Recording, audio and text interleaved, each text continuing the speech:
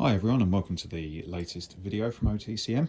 In this video we're going to be having a look at Bottom Works Sidings, which is my double O gauge exhibition layout.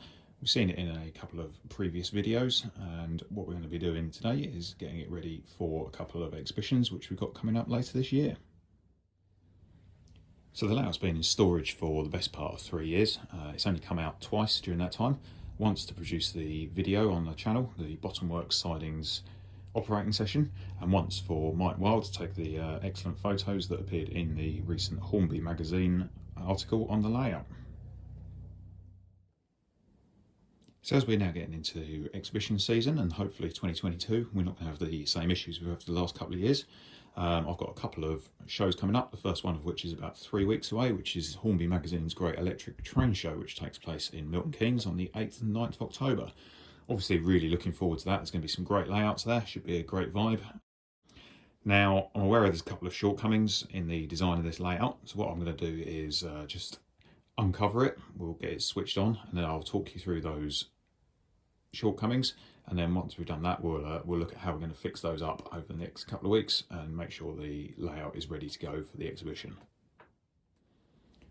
So first things first, I'm going to carefully uncover it and make sure the dust and various dead flies and things that are on top of the curtain that's been protecting the layout for the last 25 months don't fall onto the layout, and we'll get the lights fired up and we'll go from there.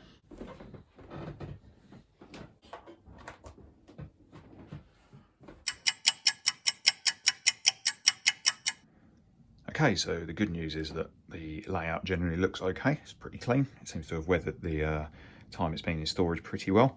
I can't see anything obviously wrong with the layout as we take a look around. It's all looking pretty decent. Obviously we haven't got any of the removable buildings or vehicles or anything like that on the layout at the moment.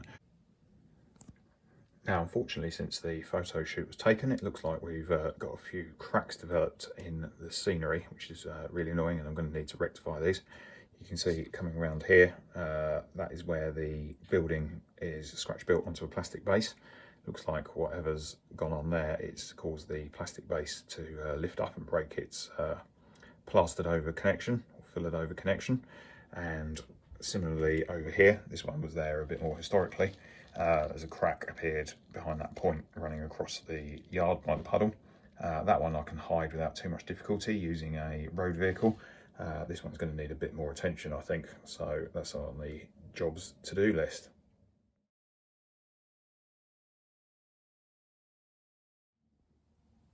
Other than that crack, everything looks all right scenically. I'm quite happy enough with that to stand behind it at a show, so that's great. So nothing else to add to the to-do list there. The other things are things I was aware of previously, so no surprises. So the main things I know I need to look at are the fiddle yards. So if we start at the left-hand end, so this is the end where the two lines both depart, one to BR and one to British Steel Sidings. You can see here that they're a cassette that's made out of 12mm ply.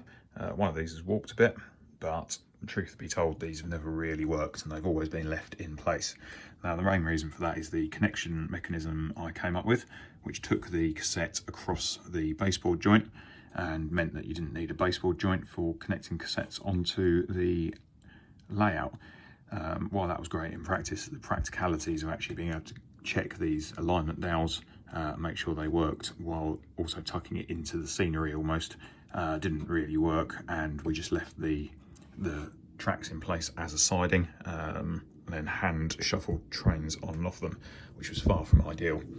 So what I'm planning on doing at this end is extending the wood, bringing it out to about here, and then I'll cut it off there and we'll do a joint between the cassette and the rest of the layout at that point, and then we'll just put in a manual joint across the baseboard joint there.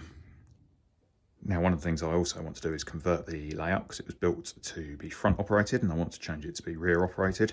I think the time we've spent during various lockdowns has made me think that I don't actually want to be crowded into the members of the public, and we'd much rather stand behind the layout and have a bit of distance between us, but still be able to chat to them quite willingly. So as you can see, there's a back panel on here which is going to need to come off, so I'm going to cut that down to flat flush with the baseboard top. And I think what I'll do is add an extra piece of wood onto the back, which will bring it out slightly wider. That should provide a bit more space for stock storage and things like that. And then we'll build some new cassettes that are a bit longer than these. If we take a look at the right hand fiddle yard, you see there's a point here which goes to nowhere. The original idea was you'd be able to put a cassette into there to take a train on and off. That's never been used in practice and was never actually practical, so I might as well get rid of that point, I think. This is all going to be a slight make do and mend, but I think we'll be all right getting around that. Again, I need to take off the back panel on the fiddle yard and the end panel. What I'm keen to keep is the sector plate and the actual tracks running out onto the sector plate, so we can just take that point out, just plain line across it, just knock some rail in. That'll be nice and easy. Can keep the programming track here, but I'll need to put a new front screen on that runs along the front just to protect this from members of the public. Then at the back with this gone, I should be able to extend out to the rear. The final job I want to do on the fiddle yards is to build a new section that run along between each fiddle yard along the back. You can see there's a bit of space left on these girders from there to there, so I reckon 2 tracks would fit in quite comfortably. We're now going to stand behind it, so behind the layout to operate, so we'll need to be careful to protect any trains that are stored on there from that. But that should add a handy bit of extra storage yard for no extra space on the layout, and we can shuffle trains in and out through the fiddle yards at each end. When it comes to locos, there's a couple of jobs I want to get done before the show, just to help with the improvements in running.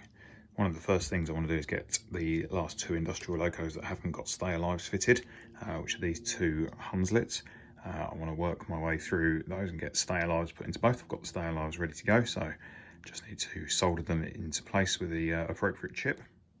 So this is Helgen 05, which is a high cab version of the Hunslet shunter. This is a Helgen model, and I need to fit a stay-alive into that. Now that's got a big heavy die-cast chassis in it, so it's going to be quite tight. Going to be a bit of micro-engineering going on in there to make that fit, but I'm sure we can get something sorted. This one, which is a lower cab variety, is actually a kit-built model. Now this should be a lot easier to get a stay-alive into. The chip at the moment is in the cab anyway, I think, and it's running on a standard Bachmann 04 chassis. There's quite a lot of spare space within there, so it should be easy to get a nice big stay-alive in. Should improve things massively. I've also been able to fit stay-alives and completely transform the running of these 2 Hornby Sentinels, which I completed years and years ago, not long after they first came out, when they were first released, the 04s. I've never been able to get them to run on the layout due to the extremely short wheelbases, not liking the track on the layout, and generally it being quite a dirty atmosphere. So I've never been able to use them at a show, so I'm quite excited that we'll be able to get those out and about, hopefully have them running on the layout during the course of the exhibition, just to get a bit more variety on the layout. The final project I need to do is to work through my fleet of Class 76 EM1s. I've got 5 of them now. All 5 run at different speeds and have different starting voltages and set off at different rates, which isn't really acceptable and doesn't lead to smooth running. So I need to work my way through the CVs on the chips for these, make sure they all run at more or less the same speed and with the same characteristics. I think those various jobs will give me more than enough to be doing over the next sort of 3 weeks before the show, which we'll plough through. Hopefully that will lead to us being able to put on a professional demonstration and a layout that looks good and runs well at the exhibition. Other than that, we're just going to have to work through all the wagons and rolling stock that's going to get used on the layout, make sure all the wheels are clean and everything is running smoothly, which it should be. Get all that done and we'll be ready to go.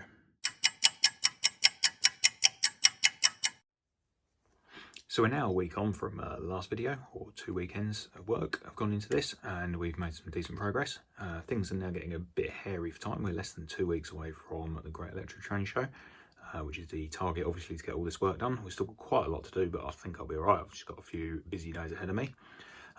First and foremost, the damage to the scenery at the back I've managed to repair without causing too much damage. See, the crack still exists, but everything is now re-secured. I'm just waiting for the glue to dry, which is why that bag of weight is over there. I worked out what happened here, which was that the road surface was actually hot glue gunned to the framework underneath, and obviously what's occurred over summer, where we had those 40+ degree days, it's been hot enough in the loft where the layout was stored. to allow the hot glue to melt and disconnect the road surface from the scenery. Looking at the left-hand fiddle yard, things look a complete mess. Things are really not that bad. The cassettes are all cut, and I've got the aluminium to make the strips that will form the track. So as you can see, I'm going to secure the metal strips either side. The trains will run in the groove in the middle, run straight down the middle of that. So I've got everything cut and ready to go. It's just a case of screwing those together, for which I'm going to build a quick jig. I'll do that this evening. Other than that, you can see I've gone for a simple solution on the fiddle yard. So I've kept the original fiddle yard board, and the cassette just overhangs the end. And what I'll do is put a blocker in the end of the board like so, and then that acts as a buffer stop so trains can't run over them. So obviously I've got those cassettes all to build.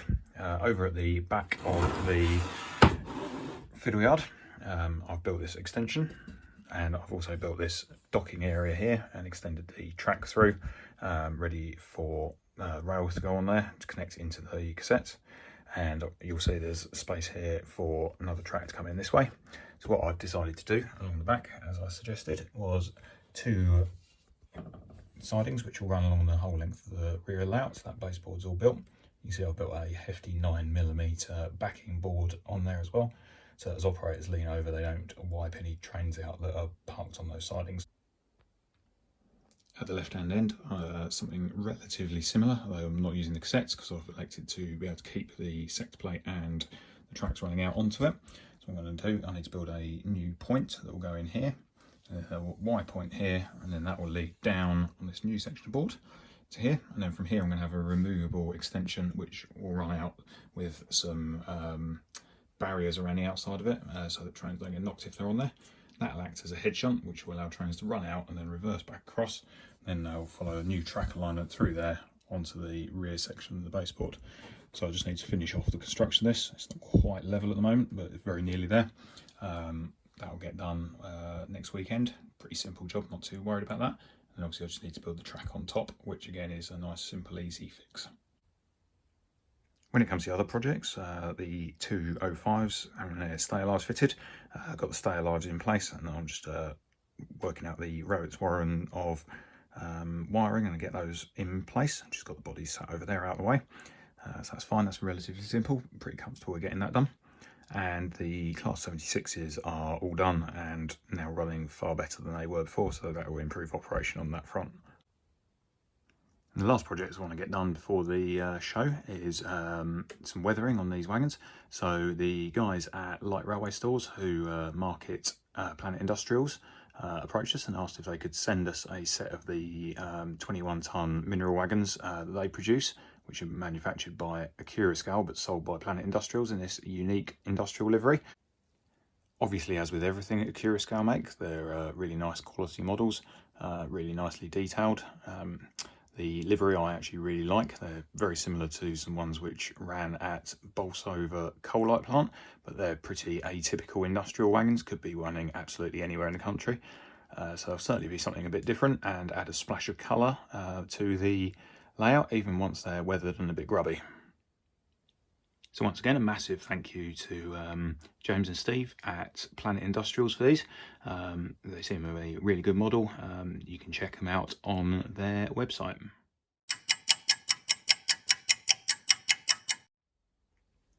Well, it's been a bit of a manic week in terms of progress, but we've made good steps forward and we're basically there now, ready for the show.